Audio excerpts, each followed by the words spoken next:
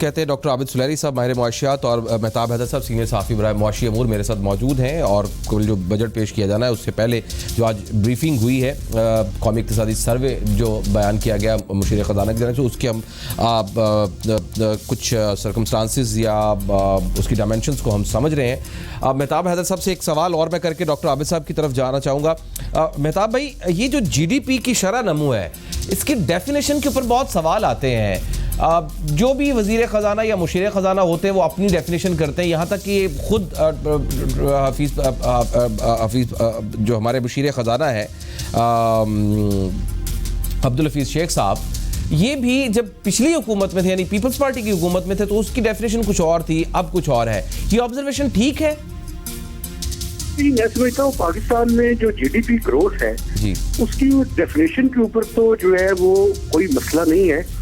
जो खास तरह की मेथोडोलॉजी है और उस मेथोडोलॉजी को जो है वो यहाँ तक ये बात दुरुस्त है कि काफी अर्सा हो गया है, उसकी रीबेसिंग जो है वो करने की जरूरत है। और उस पर पाकिस्तान ब्यूरो ऑफ स्टैटिस्टिक्स ने मेरे ख्याल में जो है वो सर्वे वगैरह कंप्लीट कर लिए हैं और उसको जो है वो अब रीबेसिंग जो है वो की जाए। जिससे आपको याद होगा अभी रिसेंटली पिछले साल गवर्नमेंट ने इन्फ्लेशन के हवाले से जो था वो फैमिली बजट सर्वे करने के बाद उसकी रीबेसिंग की, चूंकि आपको पता है इकोनॉमी का पैटर्न चेंज होता रहता है तो वो जरूरत इस चीज की है कि वो रीबेसिंग जो है वो की जाए। लेकिन ओवरऑल जो है वो इसके ऊपर कोई जो है वो प्रॉब्लम नहीं है। आप ये देखें एक और चीज, लेकिन एक चीज जो है वो बड़ी इंपॉर्टेंट है। इस साल के जो GDP ग्रोथ है वो तो कोविड-19 की वजह से जो है वो अभी तक नहीं पता। अभी जैसे डॉक्टर साहब भी कह रहे थे कि जैसा ये टेडी बिल का हमला है तो नहीं पता कि एग्रीकल्चर सेक्टर जो है उसके जो फिगर्स हैं वो क्या होंगे। आगे डार्क साइड है, आगे क्लियर नहीं है पिक्चर के आगे क्या होगा। जो GDP है उसको रिवाइज कर दिया गया और 3.3 से 1.9 कर दिया गया 2018-19 का। ठीक है, ये पाकिस्तान की हिस्ट्री में जो है वो सबसे बड़ी एडजस्टमेंट की गई और दुनिया में भी शायद इसकी मिसाल ना मिलती हो। इतनी बड़ी एडजस्टमेंट एक साल के बाद आप कर दें जो पिछले साल के फिगर से इतनी बड़ी चेंज आ जाए तो इसके ऊपर जो है वो कुछ न कुछ इस पे भी काम करने की जरूरत है।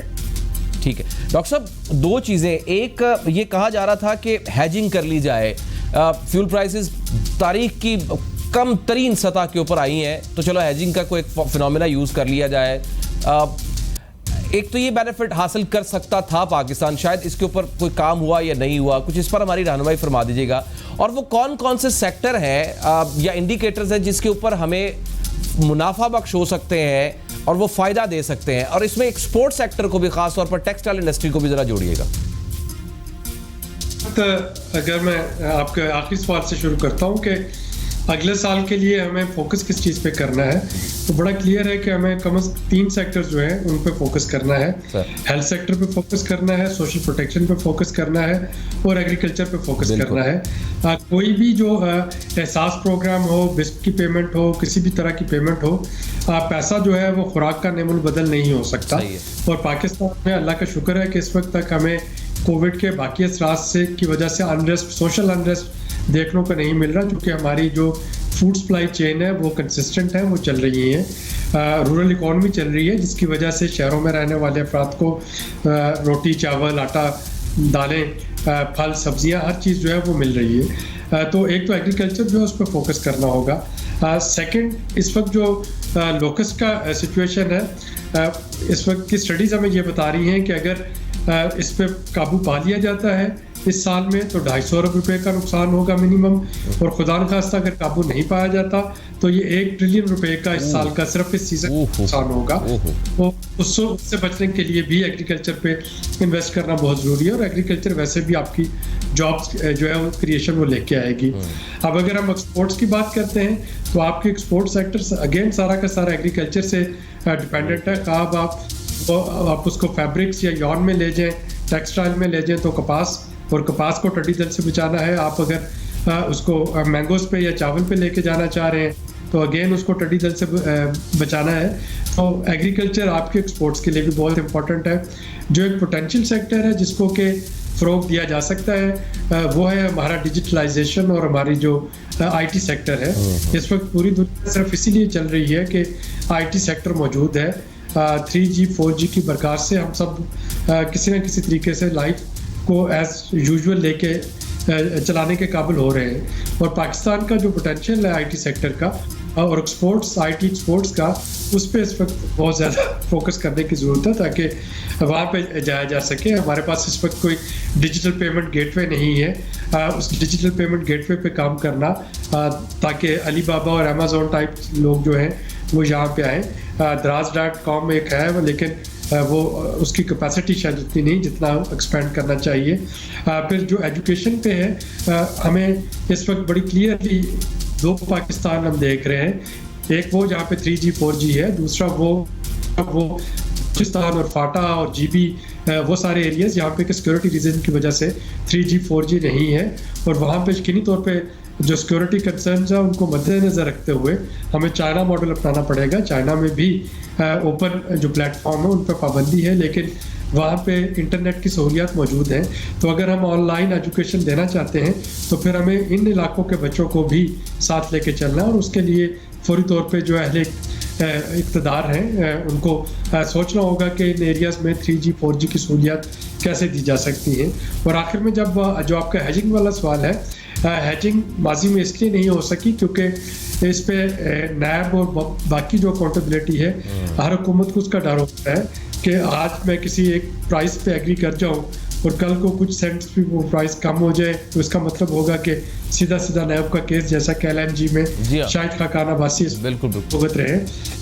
लेकिन उसके बावजूद हैजिंग की 2 ऑप्शन जो हैं वो मेरी इतलात के मुताबिक ऑलरेडी कैबिनेट से उनकी अप्रूवल हो चुकी है, उन पर काम जारी है और हमें देखना होगा कि वो कितनी जल्दी उस पर अमल पैरा होता है। बस एक मुख्तसर सा जवाब दीजिए, फिर मैं बता सकूँ ये पेट्रोल प्राइस अभी लो हुई है, इसका बेनिफिट्स क्या मिल सकते हैं और कितने लॉन्ग टर्म मिल सकते हैं? देखिए, पेट्रोल प्राइस लो होना हमने देखा कि उसका पहला बेनिफिट तो ये है कि पेट्रोल सिरे से नापैद हो गया है। 11 दिन से पेट्रोल मिल नहीं रहा, और उसकी वजह जो है वो हमारी पेट्रोल प्राइसिंग पॉलिसी है। अगर हम हर महीने की पहली तारीख को पेट्रोल जो है उसकी कीमत में रद्दोबदल करेंगे तो ऑयल मार्केटिंग कंपनी कोई भी नहीं चाहेगी कि वो महंगा पेट्रोल खरीदे और अगला पूरा महीना उसको सस्ता बेचे। तो जितनी तेज़ी से ये पेट्रोल की कीमतों में फ्लक्चुएशन आ रही है, उतनी तेज़ी से शायद हमें डोमेस्टिकली भी अपनी कीमतों में रद्दोबदल करना होगा अगर हम चाहते हैं कि वाक़तन ये कीमतें जो हैं ये सार्फिन तक पहुँचें। वरना जो ऑयल में मार्केटिंग कंपनी है वो अपनी कार्टलाइजेशन करके वो यकीनी तौर पे पेट्रोल जो है वो रोक लेंगी, जो कि अभी हो रहा है। और दूसरा, पेट्रोल की कीमतों में कमी की वजह से इन द लॉन्ग रन हमारी रेमिटेंसेस कम होंगी, क्योंकि गल्फ कंट्रीज़ में इकॉनमीज जो है वो रिसेशन में जाएंगी, वहाँ पे नौकरियाँ जो हैं वो नापैद होंगी।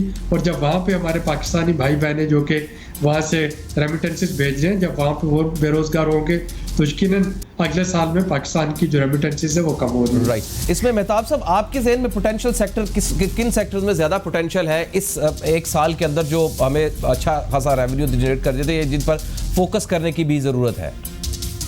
मैं समझता हूँ डॉक्टर साहब ने जो सेक्टर्स आइडेंटिफाई किए हैं, इसके साथ साथ जो मैं समझता हूँ कोविड से बुरी तरह मुतासर हुआ है और उसके अंदर पोटेंशियल बहुत ज्यादा है, वो है SME सेक्टर। जी हाँ, अगर SME सेक्टर को जो है वो इंसेंटिवाइज किया जाए तो मैं समझता हूँ एक तो ये जो बेरोजगारी और जो गुर्बत का मामला है इससे भी काबू पाया जा सकता है, और इसको ज्यादा से ज्यादा इनको चाहिए कि ये टैक्स के इंसेंटिव्स भी दें और बाकी फिस्कल के इंसेंटिव्स भी जो है वो गवर्नमेंट दे। और तीसरी आखिरी बात कि ये जो मॉनेटरी पॉलिसी है, अभी देखें इन्फ्लेशन जो है वो नीचे आ रही है। मैं नहीं समझता कि काफी इसको कम किया है, लेकिन इसको मजीद जो है वो कम करने की जरूरत है। उससे 2 फायदे होंगे।